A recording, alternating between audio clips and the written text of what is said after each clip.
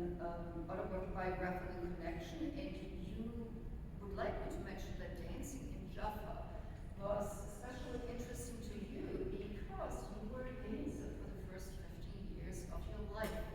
After graduation, you planned on working in a kind of diagnostic lab or potentially pursuing or researching in the public health sector. So let's welcome Lian.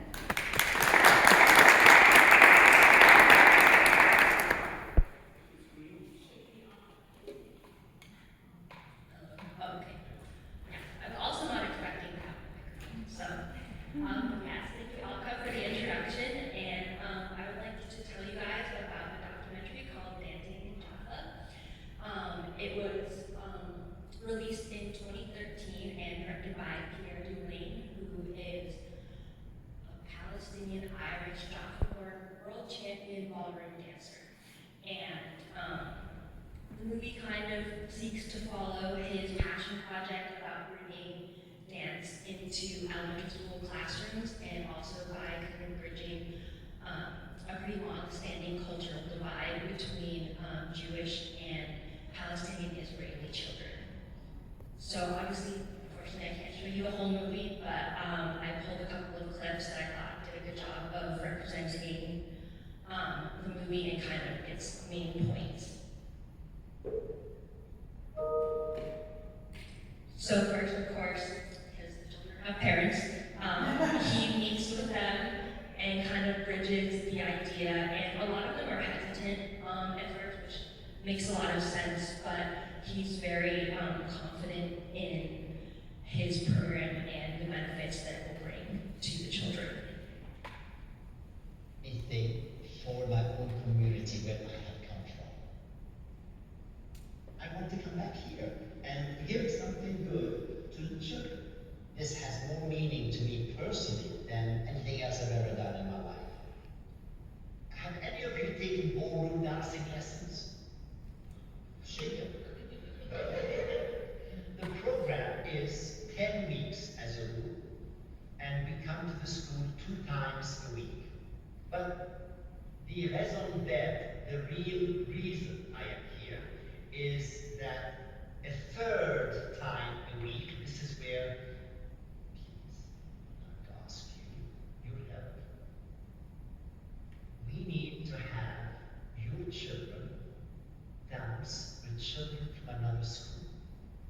Palestinian and Jewish children together.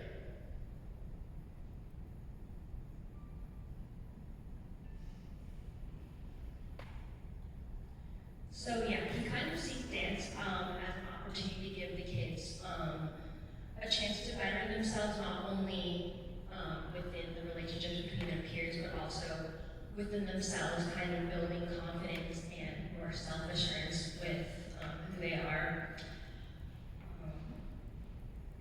So yeah, you understandably see the hesitation.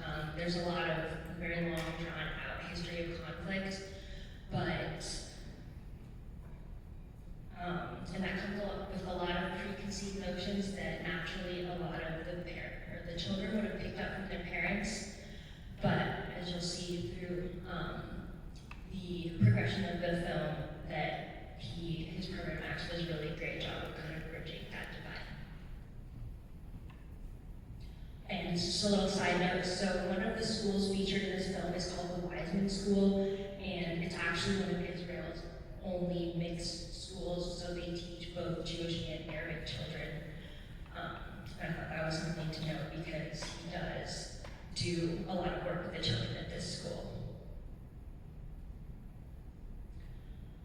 So the next clip I'm going to show you, he kind of talks about what it's like for the children to dance with quote-unquote the enemy. So he acknowledges that there's long-standing conflict, and he doesn't try to dismiss that in any way, but I think he sees dance and his program as a tangible and accessible way to start addressing that. It's hard to take something with that much like historical weight and I guess attack it all at once. So I think that he sees dance and just kind of more art as a whole as a way to kind of bridge that divide.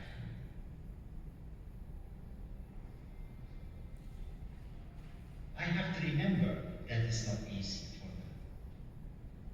What I'm asking them to do is to dance with the enemy.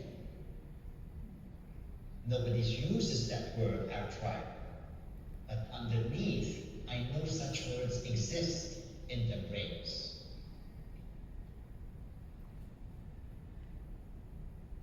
So yeah, they start off with a lot, I guess it's good.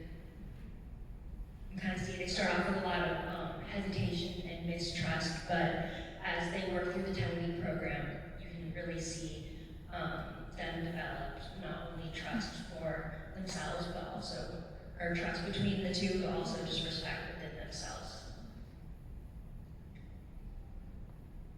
So this image is Pierre and his longtime partner, Lian. He danced with her for, I believe, 35 years, so they have quite a long-term partnership. And he actually invites her to come help him out in teaching the children kind of the art of ballroom dancing. You know, elementary school kids aren't too big on dancing together, and there's a lot of hesitation, so he brings her in, and I think it's really funny because they're all asking, they're like, oh, are you married to her? And he's like, believe it or not, you can dance with people and not be married to them. So I think that it also does a good job of kind of illustrating the type of really deep connection you can develop with dancing from someone without being married. So I think a big thing about dance, especially dancing with someone else, is there's a very humanizing aspect of dancing with somebody. I think it's one thing to tell yourself and look at someone and be like, oh, this person is just like me, just another person. But I think when you actually are able to dance and connect with somebody, it makes that a lot more tangible, and it kind of internalizes that humanization of that other person.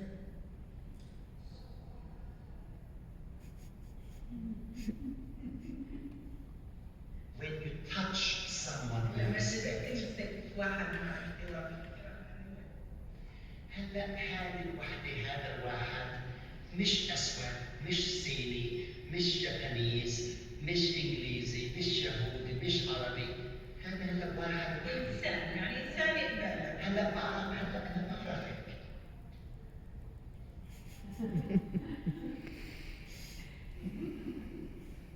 So yeah, he definitely sees art as kind of like, I guess, art and dance, especially as like a universal language almost that is able to connect people. Not everybody speaks the same language, but I think something really special about art and dance is that no matter where you come from, there's always something you can draw and take away from it. And of course, interpretation is in the eye of the beholder. So I think another really interesting thing about that is you can come together kind of like we are now and have the opportunity to discuss that, and I think it's a great way to connect across cultures. The next clip I have is him talking about the respect involved in ballroom dancing. So I think kind of the respect and trust go hand in hand. It's really hard to build one of them without the other. So he acknowledges that there is definitely a lack of mistrust between the two groups, but how he feels that having them dance together will help kind of mitigate that. When you touch in ballroom dancing, there has to be a certain amount of trust, and slowly they learn to trust.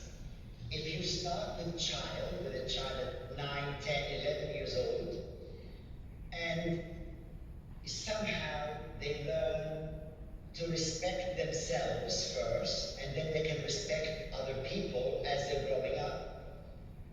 This is my hope. This is my hope.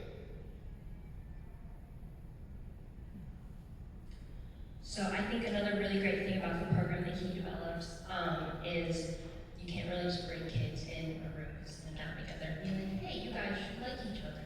That's not really how it works. So I think he really does a great job of making something of it, and also just bringing in something that's kind of fun and different, allows them to move their bodies in maybe ways that they haven't had the opportunity to do so before. And then this is another picture of two children actually dancing or practicing outside of school, so you can kind of start to see the divide break up, and they're having a great time. So I think I really like this picture. But yeah, I think another great thing about his program is that he kind of pulls out the concept of dancing and how it can be used as conflict resolution. So him being Palestinian, he knows kind of what they feel, and he wants to develop for them what he couldn't have when he was a younger kid. So I think that it's a really great opportunity for him, like he said at the beginning, to kind of give back and work on something that he's really close to. So, you have different communities here. Do you approach them differently, do you think? It's a good question, honestly. I think the question is deeper. There's a kinship I feel from the Palestinian Israelis, Israeli-Palestinian children, because I want for them what I want. Do I have the right to want for them? Am I a parent to them? No, but I'm putting myself as such. I would like to give them the choice to better themselves.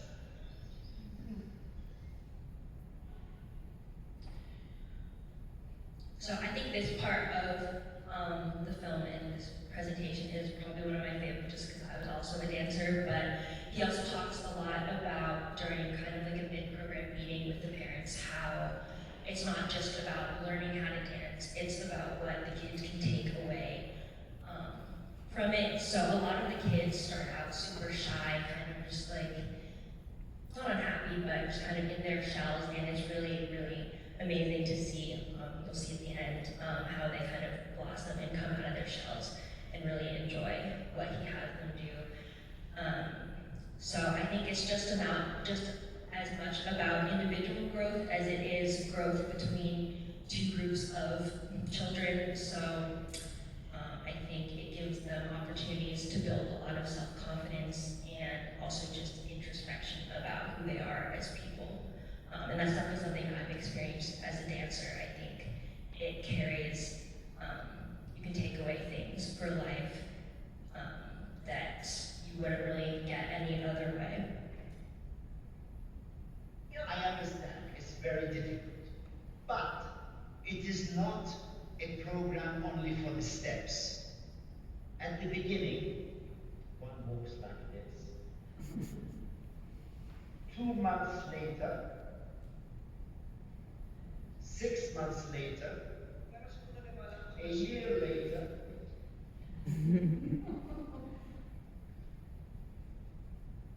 and this is what stays with them. So yeah, it's a great way to bring kids out of their shell and just have fun too, because that's what's important. And I think it also helps give them a sense of belonging and kind of a sense of control, and also just gives them a time of day where all they have to think about is dancing. It's a nice kind of escape from everyday life, and just where all they get to do is just dance with each other and have fun. So the culmination of the documentary is he has them dance in a competition together, and it's just really amazing to see the progress they make, and they're actually quite good. Coming from someone who understands dance, they're actually very good, so it's really amazing to see how much they've grown throughout the program. And this clip is actually from after the competition, but it's also really heartwarming to see that they definitely have the takeaway that he wanted them to have from it, and they definitely have grown as people throughout the process. Who at the beginning was very shy?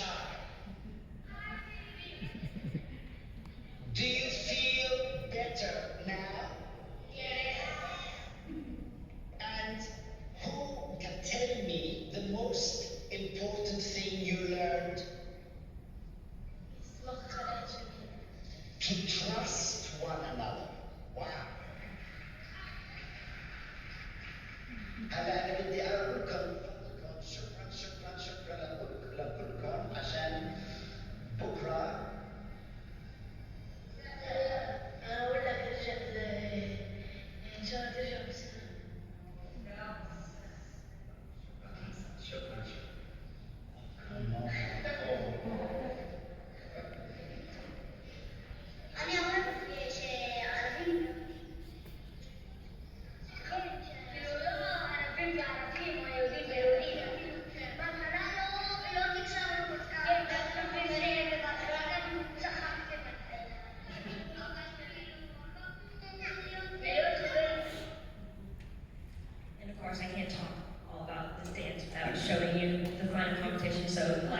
little bit longer, but it's definitely worth the watch.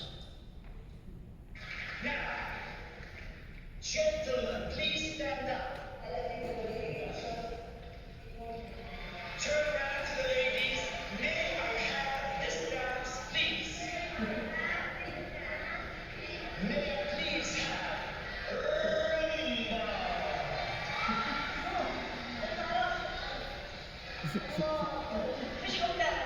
Rumba, music, please.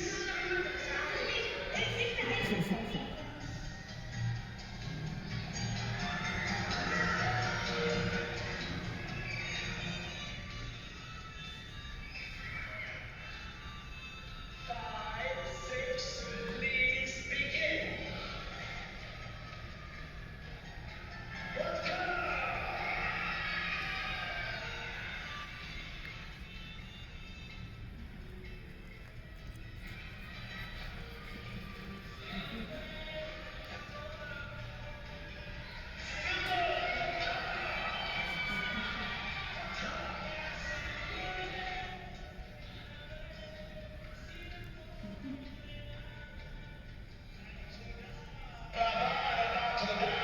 Thank you.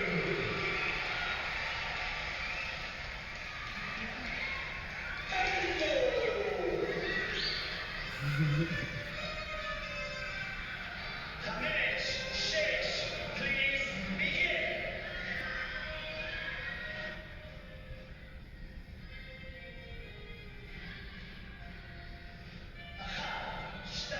Shalosh rock, Arba rock, Kohorte.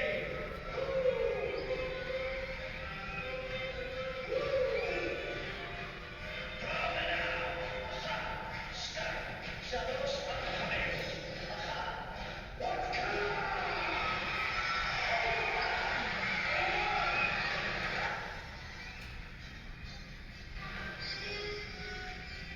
For me to see this actually happening in reality, a Jewish person dancing with an Arab person, Muslim parents sitting next to the Jewish parents. If I was not the MC, I would be crying.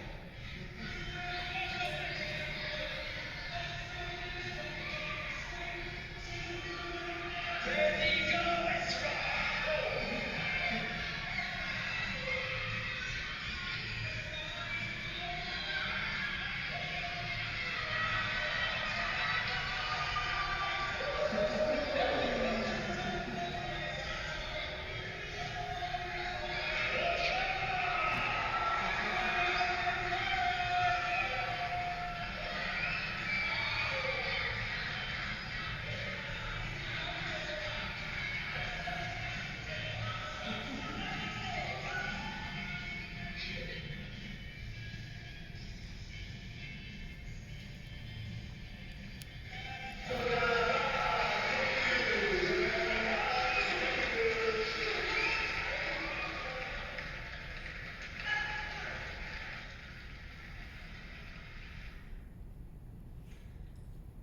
So yeah, I think it's super special, and the documentary obviously isn't about him, but I think you can see kind of the gratification he gets, and especially all the love that he receives from the children. I think how it's very close to his heart, and the program called Dancing Classrooms is actually still going on. I don't know if it's happening in Israel, but I know they've helped a lot of children in New York kind of learn through dance.